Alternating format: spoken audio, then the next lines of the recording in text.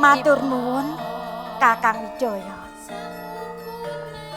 Kudu bisa kaleksanan nindakake kewajiban. Ibu. Oh, Nini. Kados pundi menika Ibu? Oh, kowe diutus karo garwamu to? Oh, perkara kuwi. Sing emas sak kampil karo sandangan rong pengadeg kuwi. Wis siap kabeh, wis ana. Lajeng kula kedah kados pundi? Ning yo ngene yo, suket godhong aja ngerti. Kabeh ra kena ngerti. Oh, Wis, injih. Wis. Menawi ngaten kula nderek kersanipun Ayo. Kemawon injih. Monggo kula nderek.